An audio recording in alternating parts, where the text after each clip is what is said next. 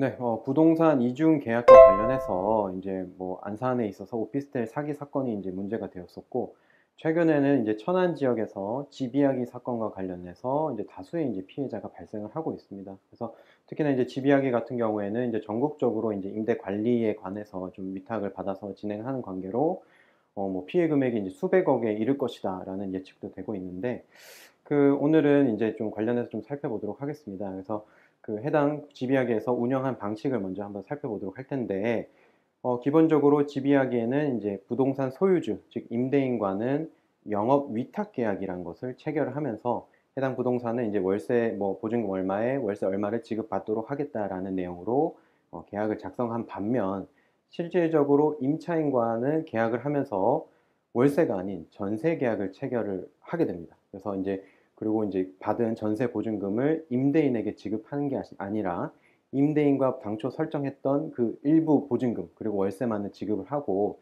나머지 차액의 전세 보증금은 이제 집이야기 측에서 보관을 하고 있는, 즉 이러한 이중 계약 형태가 되게 되는데, 아무래도 이제 뭐 월세가 제대로 지급되지 않고 있는 경우라든지, 아니면 뭐 임대차 기간이 종료함에 따라서 임차인이 보증금 반환을 요청했지만 이제 받지 못한 이러한 피해자들의 뭐 이제 고소가 있었고, 해당 업체가 이제 경찰 조사를 받기도 했는데요. 다만 이제 현재는 해당 업체가 이제 대표가 이제 잠적을 한 상태로, 과연 이거에 대한 해결이 어떻게 될지에 대해서 좀 막막한 상태에 있습니다.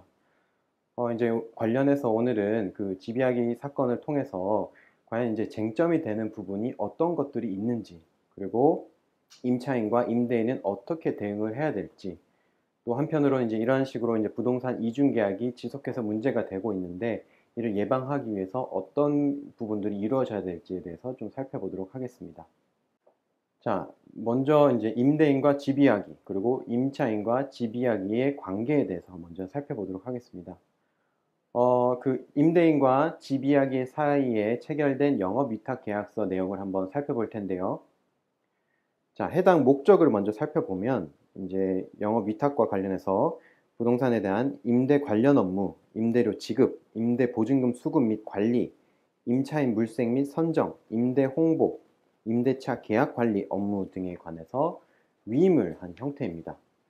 자, 임대인 입장에서는 아무래도 이제 임차인을 구하고 월세도 지급받고 또 이제 종료됨에 따라서 처리하는 과정에서 아무래도 이제 신경 쓸 게 많고 좀 복잡하기도 하고 어렵기도 하죠. 근데 이제 이런 식으로 이제 임대를 대행을 해줄 업체가 있다 그러면 아무래도 이제 손쉽게 뭐 의뢰를 할 수가 있겠고, 특히나 이제 비용과 관련해서도 이제 월세 1개월분에 해당되는 위탁료만 지급을 하게 되면 이제 해당 업체가 알아서 관리를 해주기 때문에, 뭐 이렇게 좀 뭐 영업 위탁에 관련해서 위임을 할 실익이 좀 높은 것도 사실이겠습니다.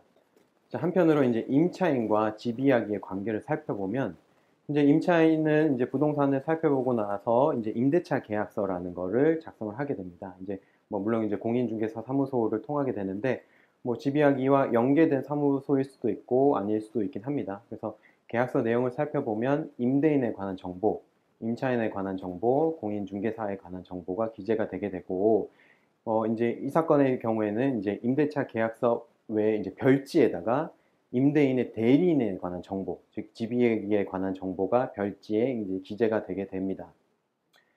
자, 이제 뭐 계약서를 잘 작성을 하면서 이제 특약 및 이제 추가 사항에 관한 이제 정보가 기재가 되게 되는데, 뭐 이제 그런 관련 사항에 대해서는 뭐 뒷부분에서 좀 살펴보도록 하겠고, 임차인의 경우에는 이제 임대인을 보지 못한 상태에서 임대차 계약을 체결하게 됩니다.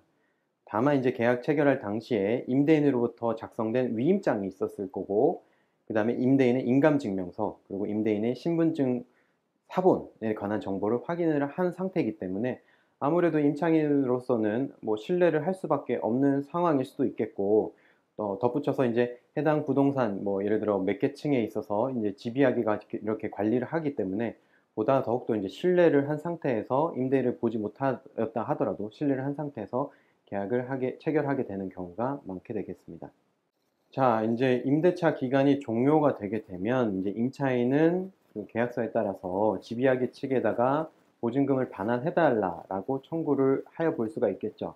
근데 다만 이제 현 상황으로서는 집이야기로부터 보증금을 반환이 받기가 굉장히 어려운 상태가 해당될 수가 있겠습니다. 그래서 이제 임차인으로서는 실질적으로 이제 위임이었던 임대인에게 나의 보증금을 반환해달라라고 할 테고, 한편으로 또 임대인의 경우에 이제 억울하겠죠. 나는 지금 분명 이제 월세 계약 체결하는 걸로 알고 있었고, 전세 계약을 전혀 뭐 위임한 적이 없다. 그리고 그 해당 보증금은 나는 받아보지도 못했다. 그리고 내가 받은 부분은 그중 이제 당초 월세 계약 체결하면서 보증금 일부였기 때문에 그 부분에 대해서는 너에게 내줄 수가 있겠지만 나머지 보증금 차액에 대해서는 집이야기 측에다가 반환을 요청해라 라고 할 부분이 많겠습니다.